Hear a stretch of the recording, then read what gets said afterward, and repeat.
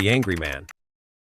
After a long period of disappearance, Gus Lamont's biological father has been spotted again, with a rather strange appearance, and above all, his reaction is not as many people expected. In our ongoing investigation into the Gus Lamont case, we've been tracking every detail from police reports to media sightings, and this latest development with Joshua Lamont stands out. On November 11, 2025, the Daily Mail published photos of Joshua for the first time in 6 weeks since his 4-year-old son vanished from the remote Oak Park Station homestead in South Australia's outback. He was captured heading to work, dressed in high-visibility worker gear. But what caught our eye was how changed he looked, paler, thinner, with his red hair and beard, now streaked with gray. This wasn't the image of the former country musician we'd pieced together from earlier profiles. Joshua had been the lead singer of the Cut Snakes, performing at local pubs and rodeos, but now he appeared worn down by the ordeal. For the shocking main point, when reporters approached him for a comment on the search for Gus, Joshua reacted with anger, refusing to say anything at all. He didn't offer any plea for information or update on his feelings. Instead, he shut down the interaction completely. Joshua's brother Samuel then stepped in during that encounter, explaining that Joshua wasn't ready to discuss his missing son. Samuel then escalated things by shouting at the reporters to get off the property right away. This protective move from the family added another layer to the scene, showing how the Lamonts were closing ranks against media intrusion. Friends of Joshua have shared with outlets that he's taking the disappearance extremely hard, which could explain why he's lashing out. The emotional toll of not knowing where your child is, especially in a case that's dragged on for over 6 weeks, without leads, would push anyone to their limits. In comparison this with reactions from other family members, Josie Murray, Gus's maternal grandmother, has shown a similar defensive stance, though hers escalated in a more intense way. From what we've gathered, Josie once told volunteers who offered to assist in the search, "You can't help. We are still dealing with this," effectively turning away outside involvement. This mirrors Joshua's refusal to engage, both acts prioritizing family privacy amid the chaos. But Josie's response went further in a separate incident around October 30, 2025. When a reporter named Jonica Bray approached the Brashen homestead to ask about the ongoing efforts to find Gus, Josie emerged wielding a pump-action shotgun. She shouted, "Get out. You don't belong here," while holding the weapon, creating a tense standoff that highlighted the family's frustration with persistent media attention.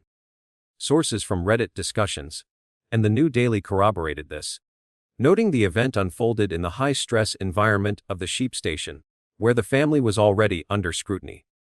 Police in South Australia even criticized the Daily Mail's approach, but the incident underscored Josie's willingness to use intimidation to protect her space. In piecing this together, we note the parallels. Both Joshua and Josie reacted angrily to media probes, embodying a shared family ethos of guarding their privacy during a crisis. Joshua's outbursts were verbal, refusals and shouts via his brother, while Josie's involved a firearm, indicating a higher level of tension on her end. These moments occurred as the family coped with Gus's absence and the relentless public speculation, from social media rumors to fake AI-generated images of the boy. The broader context of the case adds weight. Gus was last seen on September 27, 2025, playing in a dirt pile outside the homestead around 5 p.m., spotted by his grandmother, Shanna. 30 p.m., he was gone, and the family searched alone for 3 hours before alerting police. Searches expanded from a 2-kilometer radius to 5 km, involving drones, helicopters, and trackers, but turned up nothing, not even clothing or definitive footprints. By November 13, 2025, the investigation had shifted to recovery mode, with no new leads. To be honest, from the perspective of Joshua as a father, his angry reaction makes sense in the raw context of paternal grief. He's dealing with profound loss, no updates on Gus after weeks of uncertainty, compounded by a history of family conflicts. Joshua doesn't live at the homestead due to poor relations with Josie, maintaining only a transient connection with Gus's mother, Jessica. He was even renovating a farmhouse in Belleley North to potentially reunite the family, but that project now sits abandoned, symbolizing halted hopes. Living separately in Adelaide, over 290 kilometers from the disappearance site, Joshua learned of Gus's vanishing through police, rather than direct family contact, which must have amplified his isolation and frustration. Friends' accounts emphasize how heavily this weighs on him, turning media encounters into triggers. We've observed in countless missing child cases that parents under such strain often lash out as a coping mechanism, a last straw, response to invasive questions when they're barely holding it together. It's a normal, if intense, reaction in the spectrum of true crime parental behaviors, where protecting one's emotional state becomes paramount.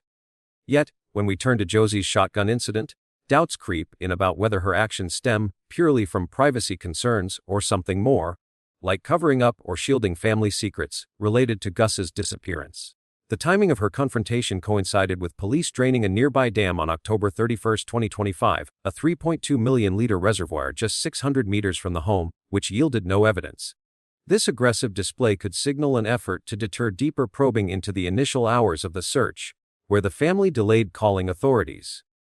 In typical missing persons investigations, families often welcome media for awareness.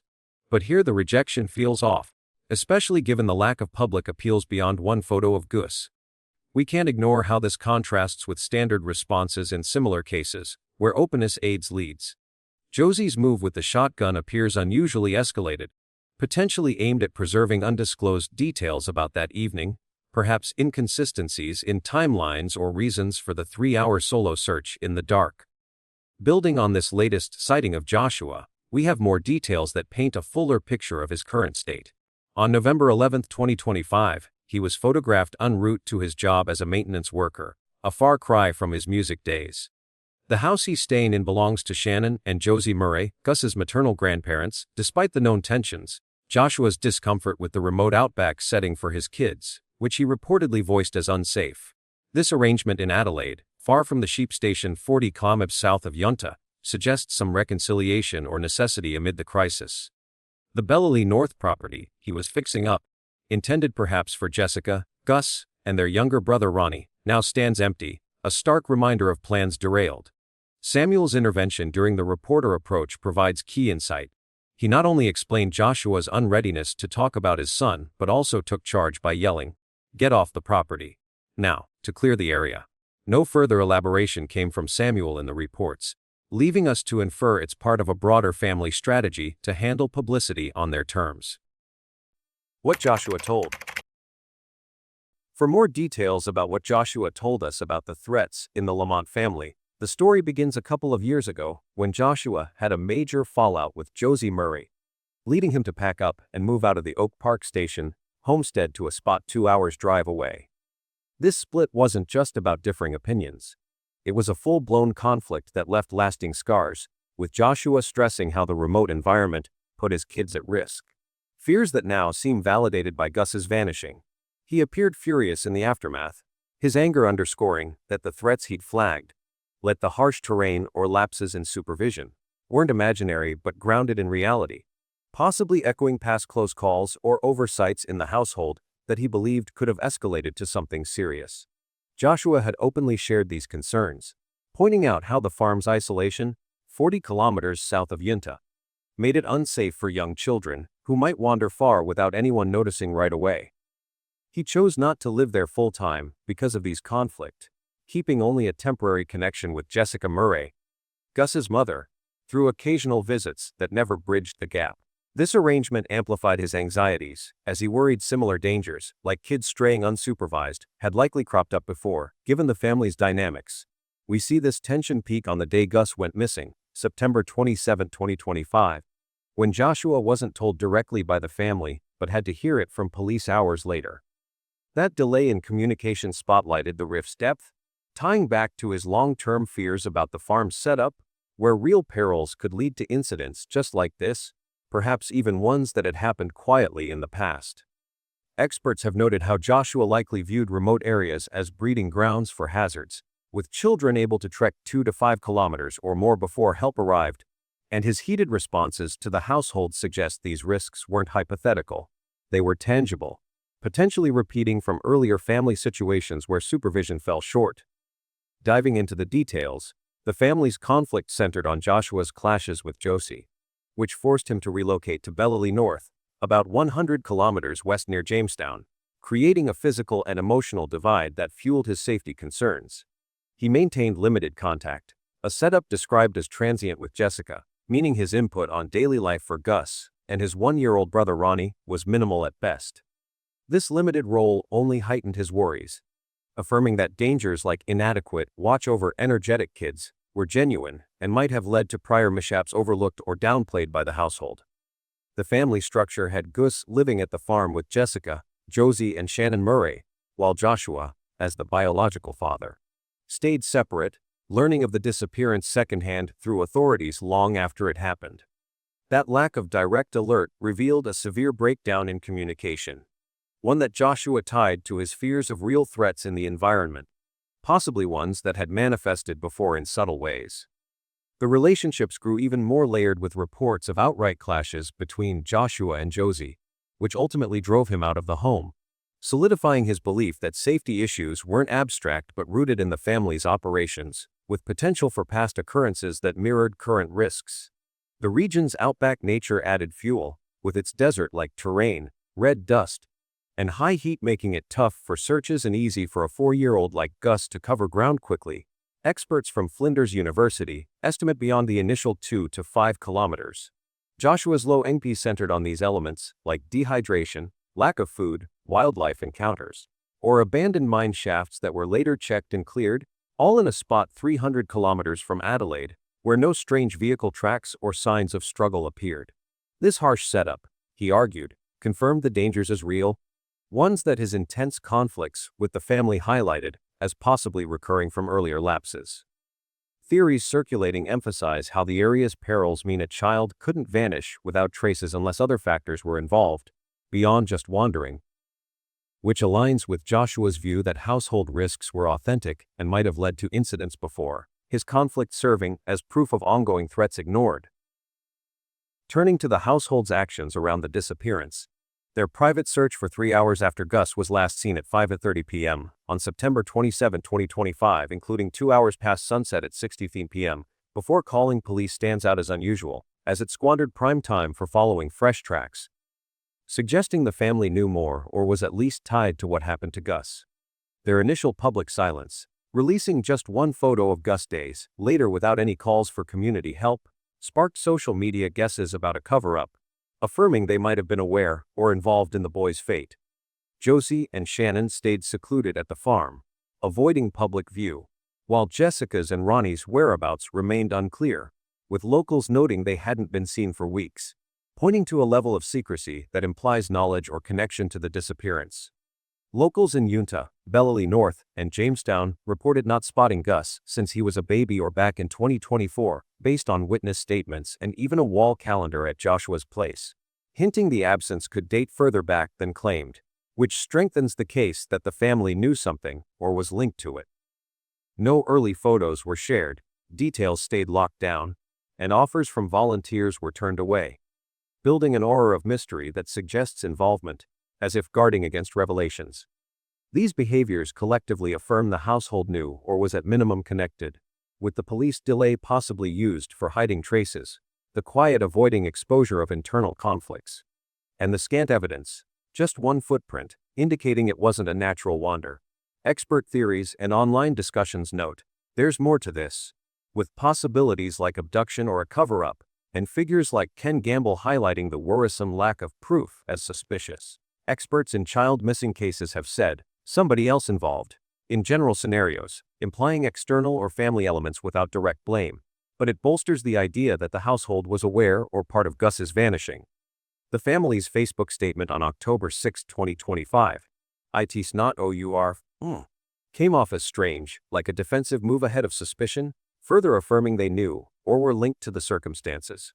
We trace how these actions unfolded linearly after the 5:30 p.m. and sighting, the 3-hour solo hunt pushed into night, then the delayed alert to police, followed by weeks of minimal public engagement, no appeals, just the single photo, and rejections of outside aid. Locals' accounts of Gus's low visibility for months fed into this, suggesting the family managed his presence tightly, perhaps to conceal ongoing issues. The defensive post broke the silence but read as preemptive, especially against the backdrop of scant traces in a landscape that holds footprints, implying deliberate obscuring. Expert input on the evidence void pointed to potential involvement, as if the household's steps were calculated to contain the story. As searches ramped up with drones and trackers, but found nothing definitive, the family's seclusion persisted, with positions unclear and no further outreach, reinforcing ties to the event.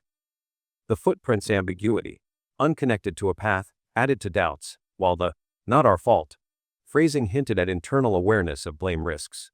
Online buzz amplified suspicions of a cover, with theories of more at play, and the overall pattern, from delay to silence, affirmed knowledge or connection. By mid-October, as efforts scaled back without breakthroughs, the household's behaviors stood in stark contrast to typical responses, like immediate pleas or volunteer acceptance, suggesting they held details close to avoid conflict spilling out. Locals' long-term non-sightings implied a pattern predating the report, tying the family closer to the timeline's truth. The dams drained later, yielding no remains, but the initial handling, the private hours, limited shares, kept pointing back, with experts noting the oddity in evidence scarcity. The statement's tone, unusual for grief-stricken families, suggested defense against involvement queries. Into November, the seclusion and rejection pattern continued, affirming a role in the mystery, as if the delay and quiet were tools to manage fallout from what truly occurred that afternoon. Gus is never at house. From what Joshua has said, there's a strong possibility this case involves an accident. But how could an accident happen if the boy was just at home, with an elderly grandmother? Raising doubts about whether the story of Gus being at home at the time of the incident is actually true. We start by examining the single footprint discovered, surrounded by what appear to be sheep droppings, which immediately casts doubt on the claim that Gus was simply playing on a dirt mound near the homestead. This print suggests he might have been in an area where sheep were present, far from the passive play spot described, directly contradicting the narrative that he was confined to the immediate vicinity of the house. The location of this footprint, about 500 meters north of the home, further undermines the account, as there are no other traces or disturbances on the supposed dirt mound, where he was last seen at 500 p.m., leaving us to question if he was ever there that afternoon at all. Descriptions of the print indicate it seems oversized for a 4-year-old's foot, and the fact that it's isolated, just one mark without a trail, doesn't align with a child wandering naturally from the house, hinting instead that he could have been transported to that spot rather than walking there on his own. The family's report states Gus vanished at 5:30 p.m. when called in for dinner, yet the absence of any scuff marks, footprints, or signs of activity on the dirt mound means police haven't confirmed or documented that he was playing there, eroding the credibility of the sole witness account from his grandmother Shannon.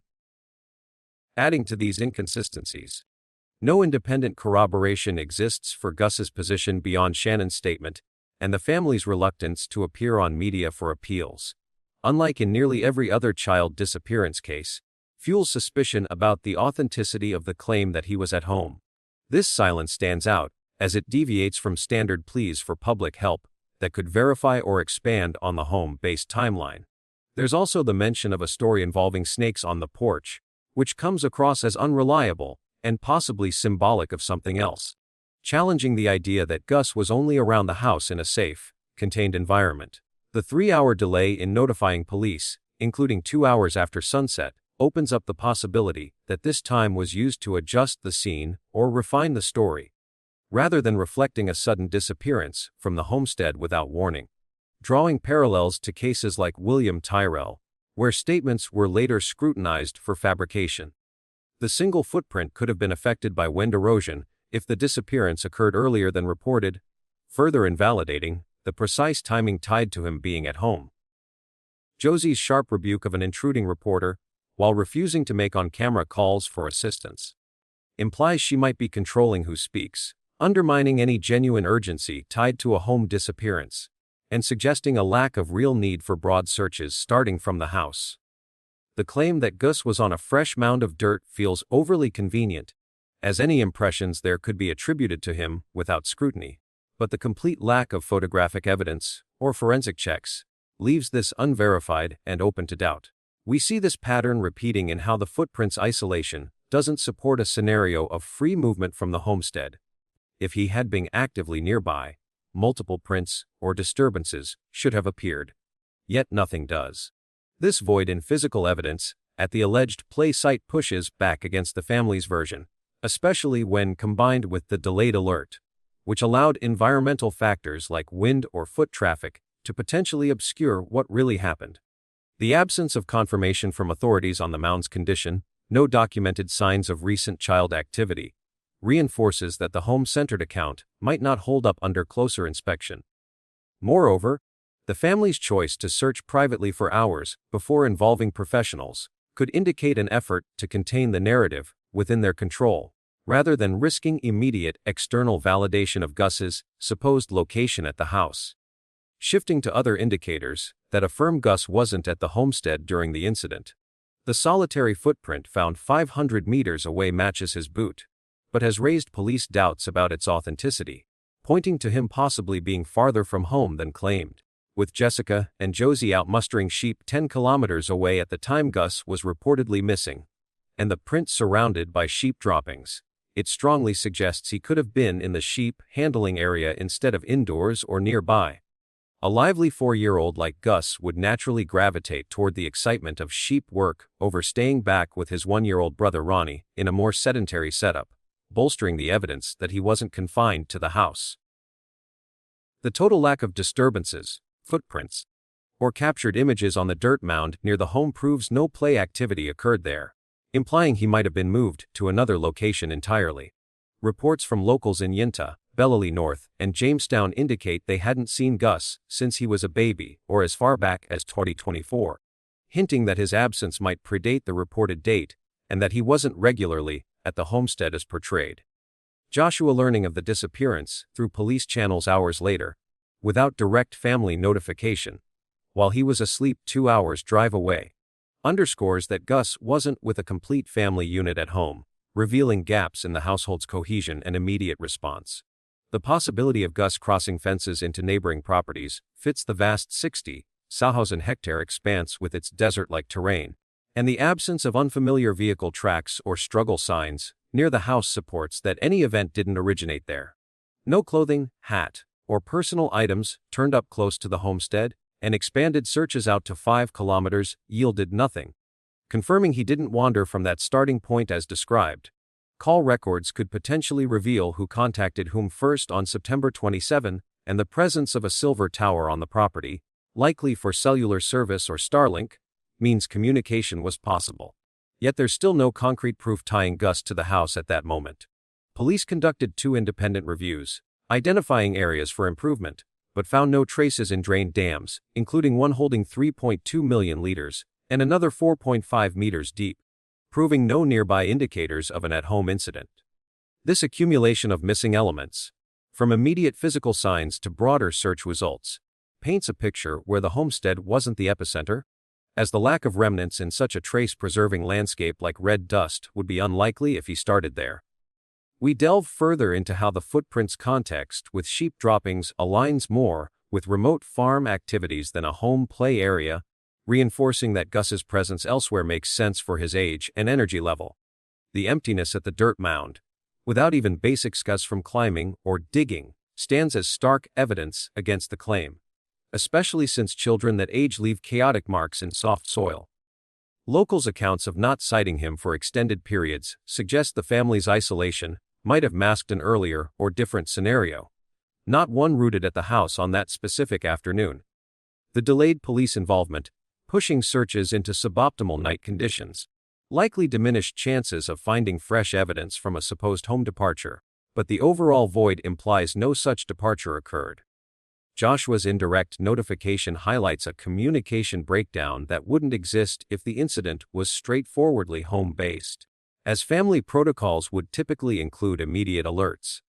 The expansive terrain allowing for fence crossings without notice fits a narrative of Gus being in outer areas, where hazards multiply away from the homestead's relative safety. The failure to locate any items like discarded clothing in the initial radius underscores that no trail led outward from the house, as one would expect in a wandering case. Communication infrastructure on site means records exist that could disprove or support the timeline, but the current lack of home-tied evidence leans against it. Reviews of the search efforts, while noting enhancements, didn't uncover anything in proximate water sources, solidifying that no accident or mishap left marks near the claimed location.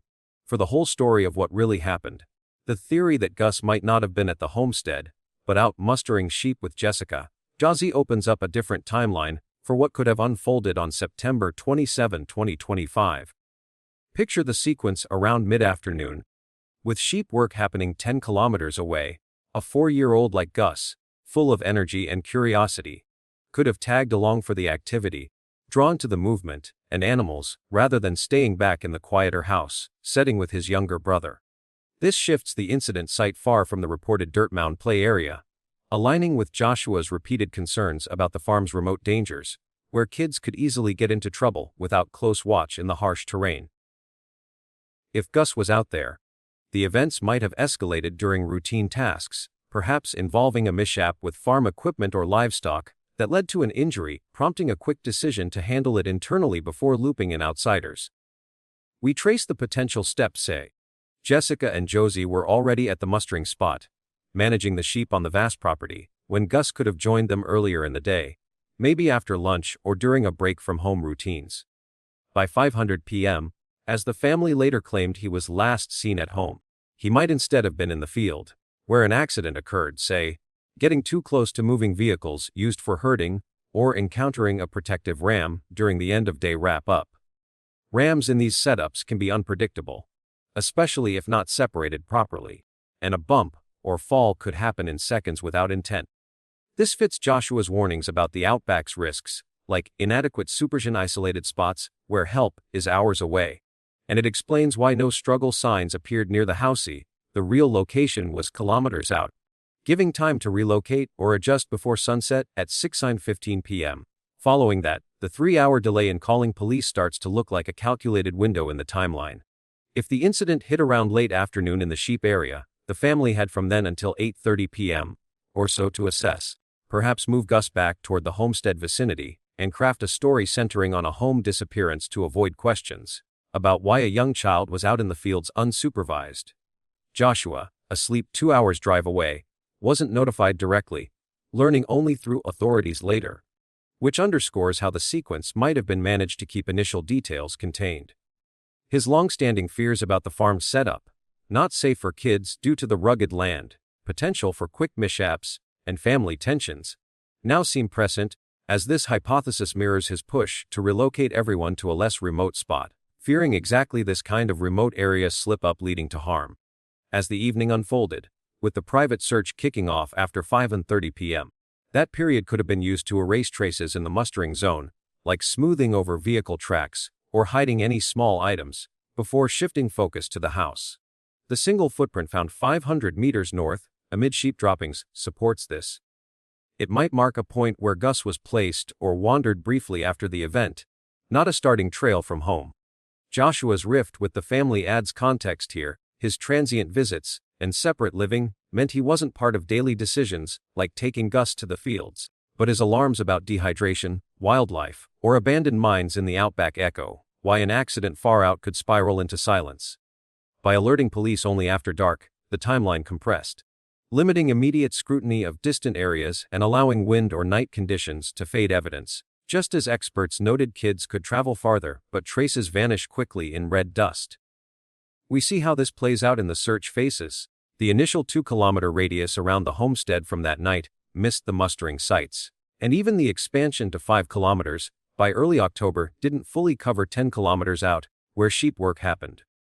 A fourth search, discussed as possible but not immediately planned as of November 13, 2025, could pivot there, checking vehicles for internal or external signs of contact and probing under structures or in hidden spots on the property. Joshua's concerns tie in directly. He worried about kids in such environments facing abrupt dangers without backup, and if Gus was injured remotely, the delay bought time to reframe it as a simple wander from home, avoiding blame for lax oversight during farm duties. Comparing to other covered-up accidents, like those involving vehicles or home hazards reframed as something else, the family might have invented the dirt mound play to anchor the story locally, diverting from a field mishap.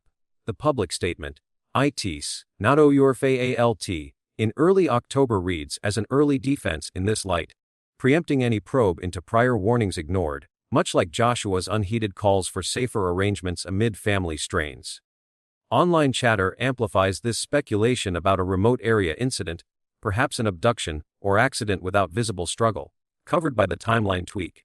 And Joshua's subdued response post-event might stem from deepened divides, his initial anger giving way to distance as he grapples with realized about the farm's perils for young children. If the mishap involved livestock, like a ram during herding, the sequence might have started with Gus getting too close amid the chaos of rounding up sheep, leading to a fall or knock that escalated. Covering it could stem from past oversights, where precautions weren't taken despite advice, echoing Joshua's expressions that kids face undue risks in isolated regions without timely monitoring. The general outline holds: Gus didn't vanish from home but from the sheep zone, harmed in an unintended event, with the timeline shortened to mask it, reporting at 5:30 p.m.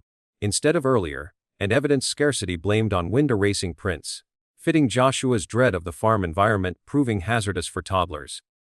Pressing the timeline further, by October 7, when the main search scaled back after 10 days, the mustering areas might have been glanced over but not grid-searched deeply, allowing any overlooked spots to stay hidden.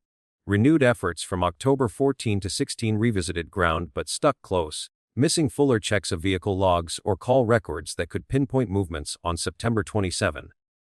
Joshua's push for relocation, abandoned with the empty cottage in Bellely North, highlights how his safety pleas clashed with daily operations, potentially leading to this very scenario where a routine day turns tragic far from the house.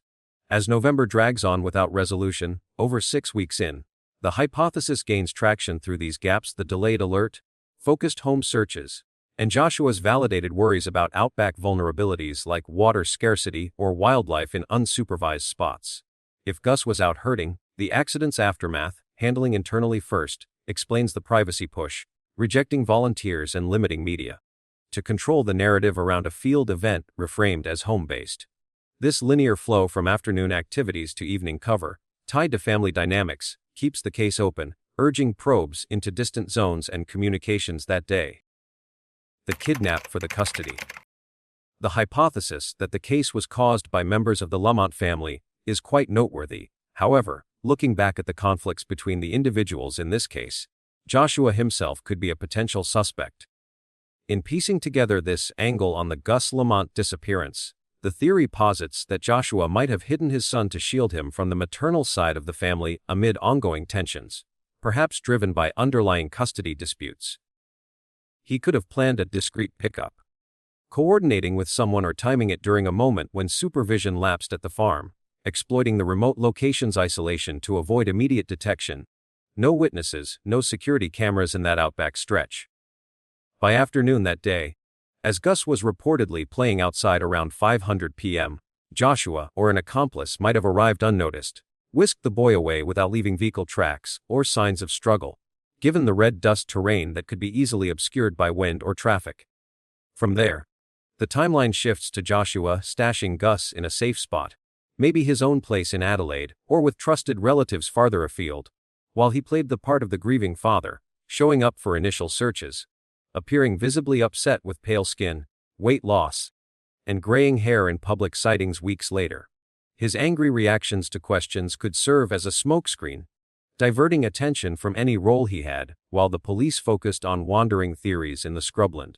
Motivation here ties directly to Joshua's voiced fears about the farm's dangers, where he saw the harsh environment as a threat to his children's well-being, pushing him to take drastic action if he felt the maternal family wasn't prioritizing safety. With a transient relationship to Jessica and limited involvement in daily decisions, he might have viewed hiding Gus as the only way to gain full control, especially if legal custody battles loomed unspoken in the background, protecting the boy from what he perceived as a risky setup full of potential for accidents or neglect. No concrete evidence backs this chain, like phone records showing unusual contacts or sightings of Gus with Joshua post-September 27, and authorities have dismissed foul play outright, finding no abduction indicators or family complicity that points his way. Shifting to similar cases for context, we look at the disappearance of Lily and Jack Sullivan in Nova Scotia, Canada, back in May 2025, which echoes elements of parental hiding amid family strife. The story unfolds starting on May 1, 2025, when the siblings, 6-year-old Lily and 4-year-old Jack, were last seen with family members in the afternoon at their home in Lansdowne Station, Pictou County. Their mother, Malia Brooks Murray, reported them missing the next morning, May 2. Around 10:00 a.m., triggering a 911 call that launched an immediate search. Witnesses later came forward with details heard in court documents, describing a vehicle noise the night before, around the time the children might have vanished, suggesting someone could have driven off with them under cover of darkness. Malicia and her partner Daniel quickly fell under suspicion, with theories circulating that she orchestrated a handoff to relatives, perhaps the grandmother or others, to hide the kids from Child Protective Services, fueled by allegations of methamphetamine use in the household that might have prompted intervention. The sequence builds from there. Police combed the area with massive efforts, but no traces turned up initially, leading to speculation that Malia staged the whole thing. By mid-May, as the search expanded without leads, online discussions exploded with ideas that she arranged for the children to be spirited away in a car, possibly to evade CPS removal, based on controlled substances concerns. Court filings unsealed in August 2025 revealed more: witness statements about family dynamics, bank records scrutinized for unusual activity, and accusations that Malahia fled with another child, Meadow, after the report, ditching her phone and going off-grid. She faced charges for fabricating the disappearance, with prosecutors arguing she handed the kids off to someone in a vehicle to keep them hidden from authorities or opposing family. Motivation mirrored protection themes, shielding the children from state custody or disputes, backed by relative testimonies claiming Malia discussed giving them to someone for safekeeping. No abduction evidence surfaced, much like in Gus's case, but the speculation leaned heavy on cover-up, with police confirming no foul play early on yet pursuing leads that pointed to internal orchestration. Connecting this to Gus, both involve a parent potentially secreting a child away from the other side, due to safety fears or conflicts. But the Sullivan case had tangible threads like witness accounts of the vehicle and drug-related motives driving the hideaway, whereas Gus lacks those communications or sightings to support Joshua's involvement. Authorities in Nova Scotia echoed the no-foul play stance seen here, but online buzz about staging kept the pressure on, differing from Gus where leads stay thin. Another parallel draws from the 2019 case of Malou Davis in Texas, where the 4-year-old went missing amid family turmoil. The sequence kicked off on May 3, 2019, when her stepfather Darian Vence claimed she was abducted during a roadside incident after a flight from Maryland to Houston. He said masked men knocked him out and took her from the car. Police searched extensively, but by May 11, remains were found in Arkansas, leading to Vence's arrest for tampering with evidence and murder. Theories initially floated that he hid and harmed her to cover an accident or mistreatment, motivated by custody pressures from Malia's biological father and ongoing child services scrutiny over injuries. Unlike pure hiding, this veered into tragedy, with evidence like blood in the home and Vence's shifting stories pointing to concealment of a crime rather than protection. It ties loosely to Gus through family conflict driving secretive actions, but stands apart as it ended in recovery of remains, not ongoing absence, and had clear traces like surveillance footage contradicting the stepfather's tale, elements absent here. No direct links from sources tie these precisely, but such cases often hinge on sightings or messages that unravel the plot. A contrast to Gus where the void in proof leaves room for doubt, but no solid backing for Joshua's role. On feasibility, this theory ranks lower than others, given Joshua's residence in Adelaide far from the scene. He wasn't at the farm on September 27, 2025.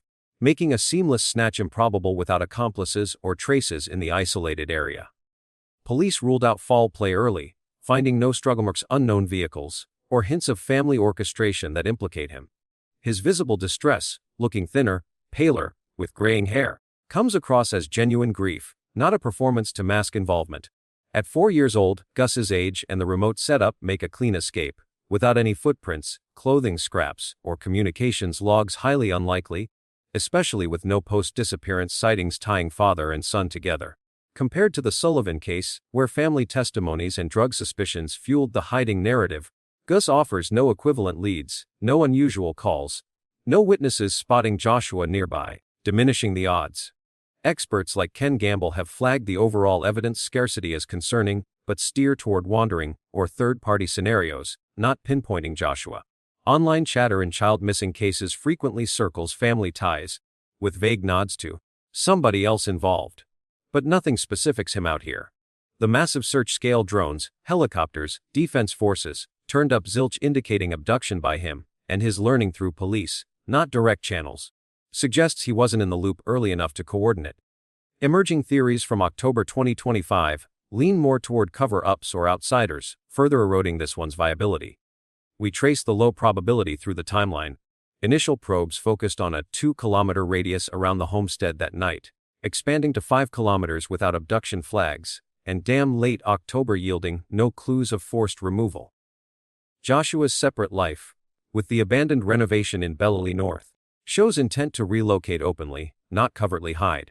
No legal custody filings surfaced to motive a snatch, unlike cases with documented disputes.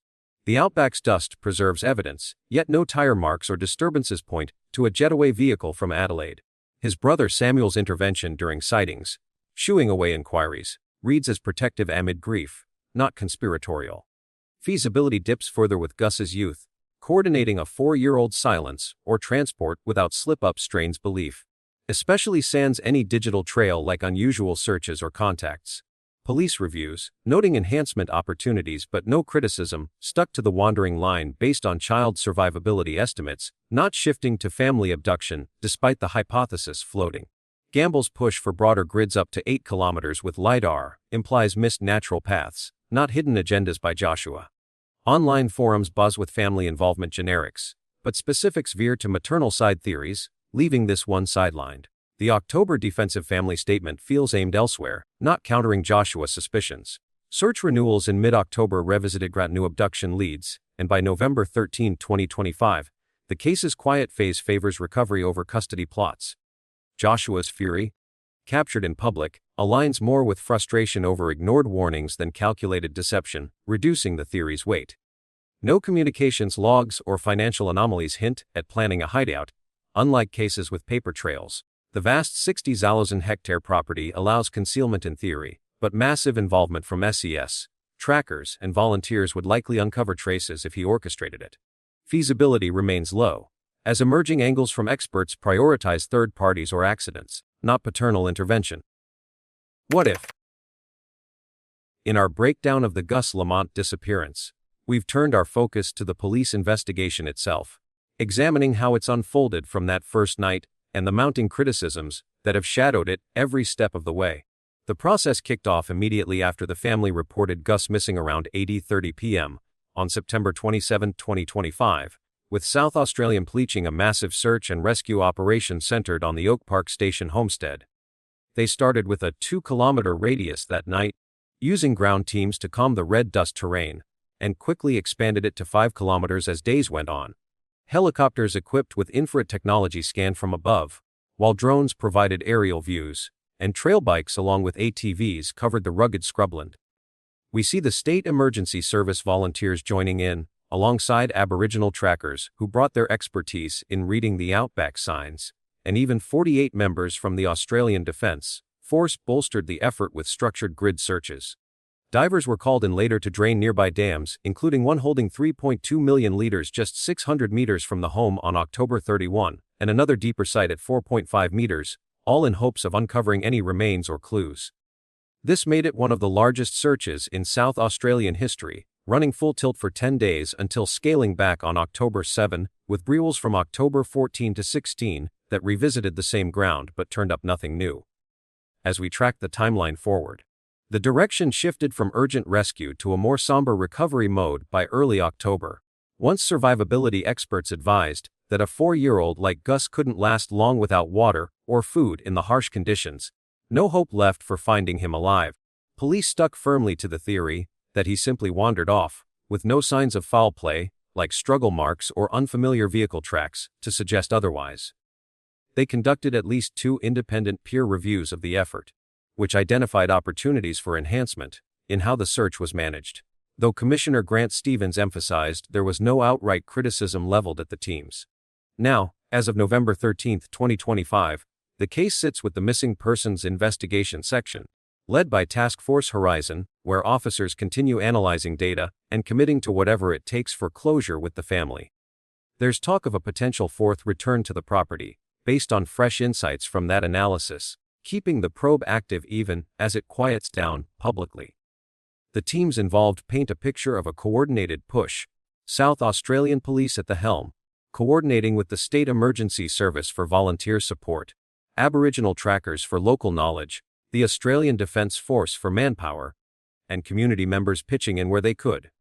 Technology played a key role too, from infrared-equipped helicopters spotting heat signatures in the dark to drones mapping hard-to-reach spots, and ATVs navigating the uneven ground. Divers handled the water searches, draining those dams meticulously. But despite all this, the lack of breakthroughs has fueled questions about whether the direction was too narrow from the start, focused on rescue and recovery without pivoting harder to criminal angles if needed. Criticism started bubbling up almost as soon as the initial search wrapped, with private investigator Ken Gamble calling out the 2-kilometer starting radius as far too limited for an energetic 4-year-old who could have covered more ground. He argued they missed the golden hours by not expanding right away to 7 or 8 kilometers with a full grid pattern, potentially overlooking areas where Gus might have ended up. We heard similar points from experts at Flinders University, who criticized the underestimation of how far a child his age could travel, beyond the 2 to 5 kilometers initially projected, leading to speculation that key zones went unchecked early on. The scale back after just 10 days drew heat too. Even though it was labeled one of the state's biggest operations, those renewed pushes in mid and late October found nothing fresh, sparking talk of inefficiency and lost momentum.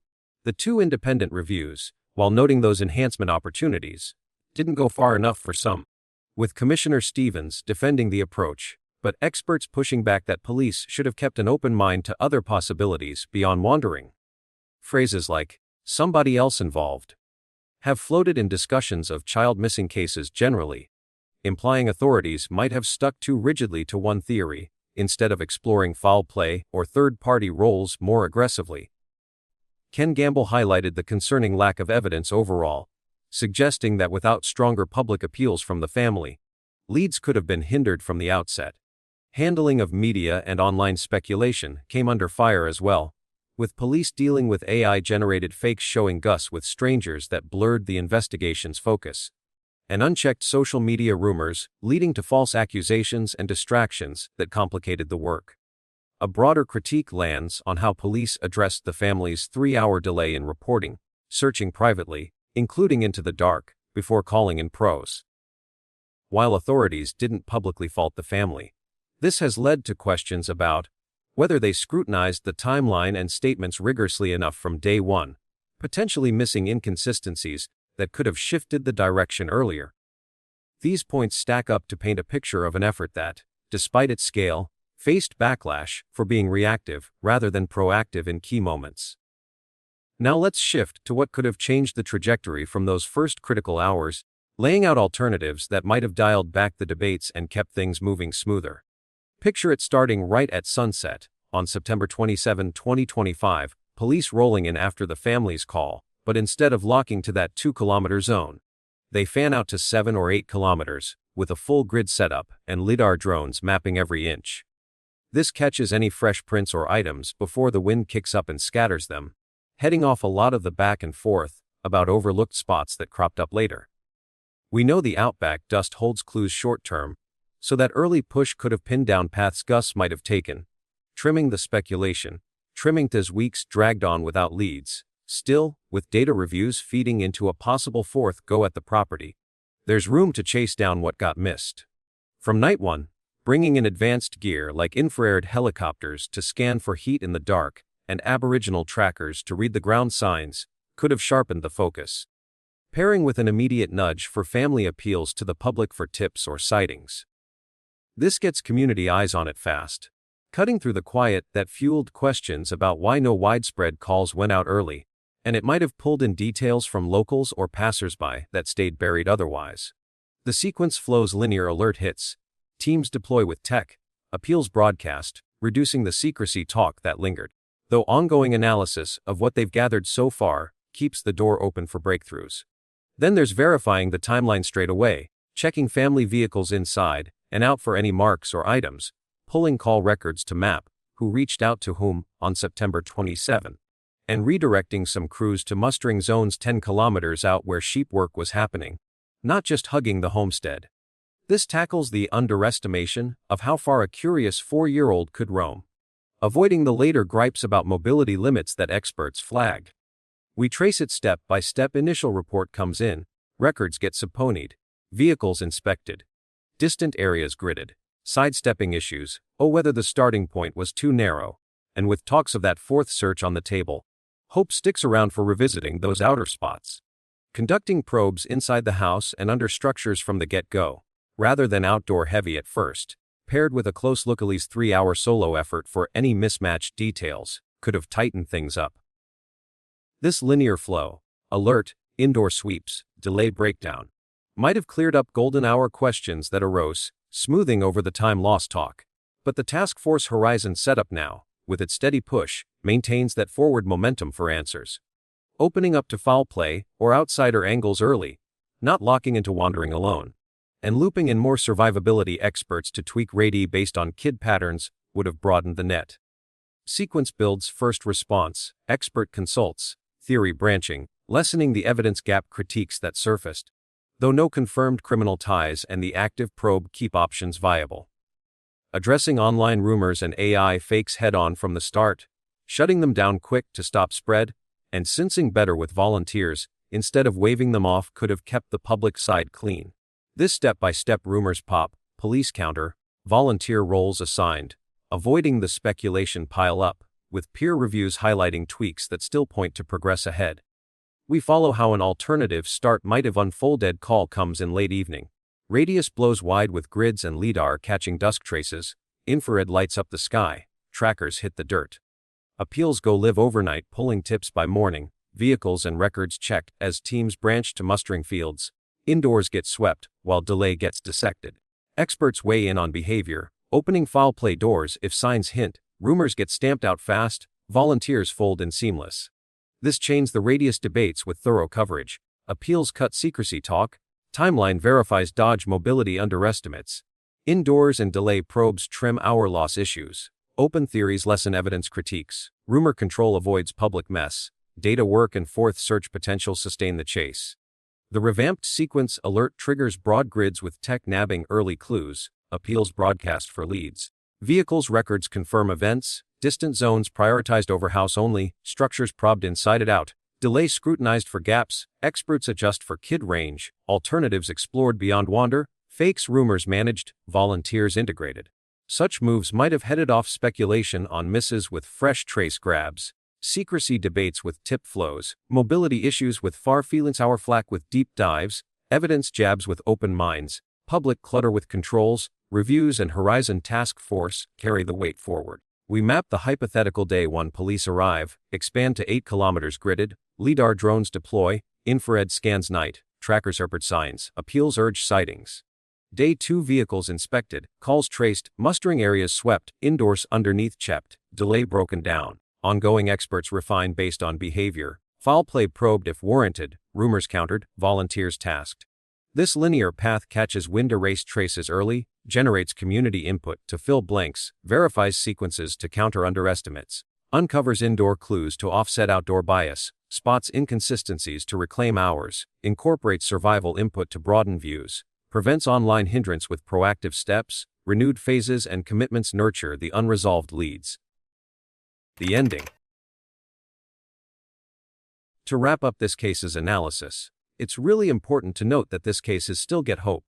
The search teams aren't calling it quits. South Australian Police, through Task Force Horizon and the Missing Persons Investigation Section, keep sifting through data layers, mapping potential overlooked zones based on environmental models and child behavior patterns. This analytical grind could spark a fourth return to the property, drawing on expert advice to probe deeper into uncharted scrubland or re-examine water sources for any overlooked remnants. The earlier efforts, that initial 10-day blitz from late September, the mid-October revival over 3 days, and the late-month dam draining left no stone unturned in their scopes, but the lack of breakthroughs hasn't dimmed the resolve.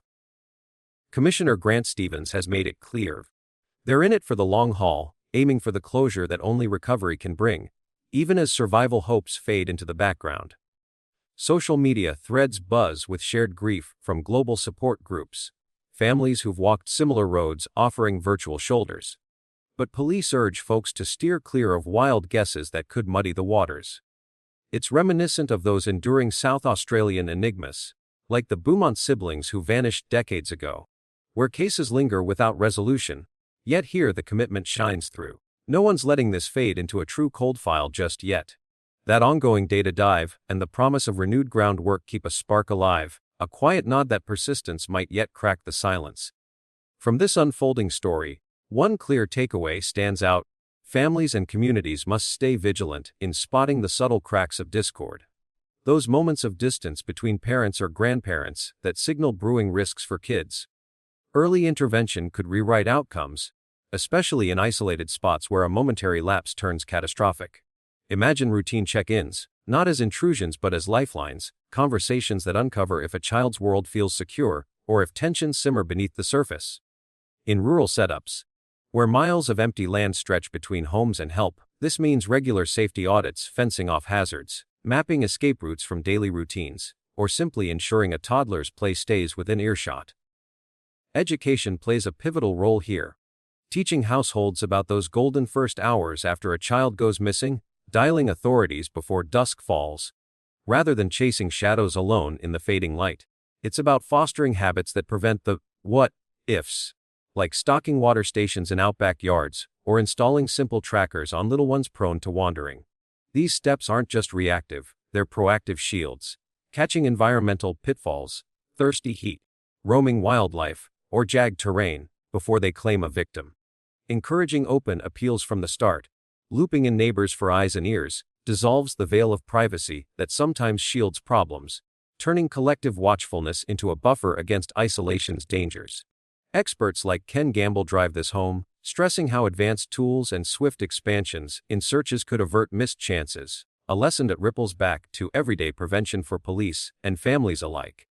Broadly, it boils down to nurturing dialogue at the dinner table, airing grievances before they fester into oversights that endanger the youngest.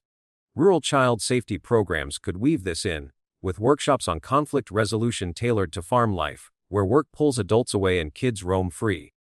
By normalizing these checks, we safeguard against the regrets that echo in empty fields, ensuring that vigilance becomes second nature in places where help isn't a quick drive away.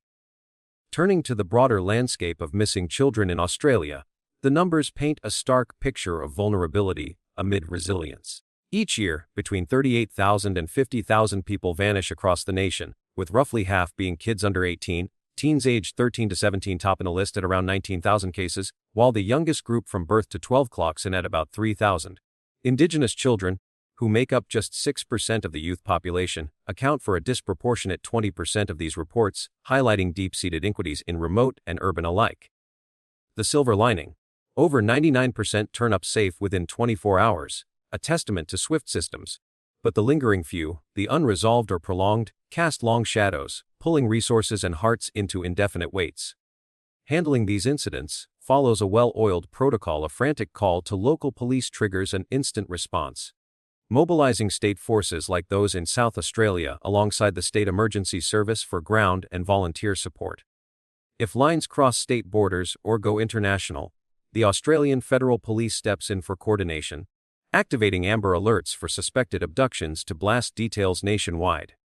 Behind the scenes, the National Missing Persons Coordination Center, under the AFP, orchestrates the big picture, running awareness drives like National Missing Persons Week to keep the public primed.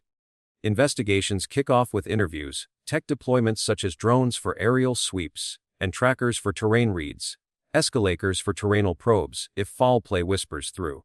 For cross-border snatches, the Hague Convention provides a legal backbone, demanding returns and accountability. At the core, these disappearances stem from tangled roots, runaways fleeing family rifts, mental health struggles, or mistreatment that pushes kids to bolt. For the littlest ones, it's often innocent wandering or getting separated at school or events. Drug influences lurk in some teen cases, while abductions, rare at about 1%, stem from custody wars or stranger threats. In far-flung areas, nature itself conspires, with brutal environments amplifying every slip. For First Nations youth, layers of social hurdles, poverty, disconnection from services pile on, turning vulnerabilities into vanishing acts. Responsibility spreads like a net. State police own the front-line rush, From door knocks to search launches, the AFP weaves the national thread for wider reaches. The Coordination Center shoulders awareness and data crunching, painting trends to inform policy. Families and communities bear the onus of that first alert, the prompt report that flips the odds. Government arms like Child Protective Services step up for upstream blocks. Funding supports to mend homes before breaks widen. Solutions demand a multifaceted surge, starting with ramped-up education through beacons like International Missing Children's Day on May 25, drilling home the urgency of immediate reports to slash delays and boost quick recoveries. Streamlining protocols means leaning harder into cutting-edge tech, drones with AI parsing footage, geofencing for real-time alerts, to tailor hunts for kids, infused with cultural attunement for indigenous scenarios. Prevention hits at the source with bolstered family nets, counseling hubs tackling rifts and trauma, risk monitors flagging hotspots before they ignite. Court tools like child alerts and family law watch lists tighten the guardrails against grabs, enforcing swift interventions. Coordination sharpens too, cincing states via the AFP and bolstering Hague ties for global pulls, while pumping funds into the Coordination Center for seamless datas and faster mobilizations. Community threads strengthen with trained volunteer corps, ready to grid search without chaos, and public blasts to quash social media myths that derail real leads. For root causes, social scaffolds rise, anti-poverty drives in at-risk zones, mental health lifelines for youth teetering on edges, curbing runaways at their spark. Overall, fortifying alert webs, expanding Amber's reach with geo-targeted pings, and fueling research to hone stats and tactics ensures most cases snap shut in that vital day. It's a blueprint for turning statistics into safeguards, where every layer, from family whispers to federal wires, converges to pull kids back before shadows lengthen.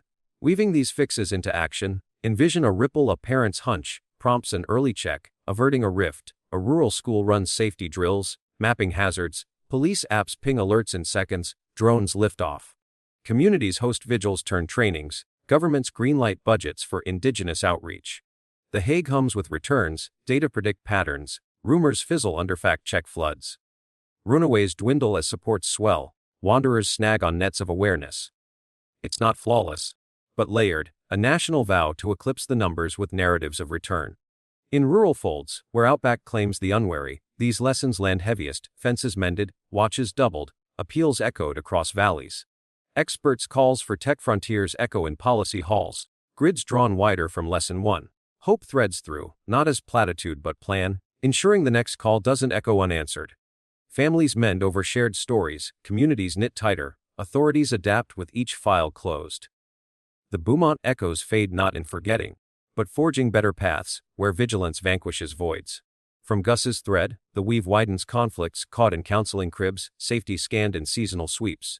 Police pivot proactive, families fortified. Australia's missing map redraws, fewer pins, more homecomings. Hope, not hollow, harnessed in every heading, every hand extended. The Outback yields its secrets slower, but with these strides, fewer to keep,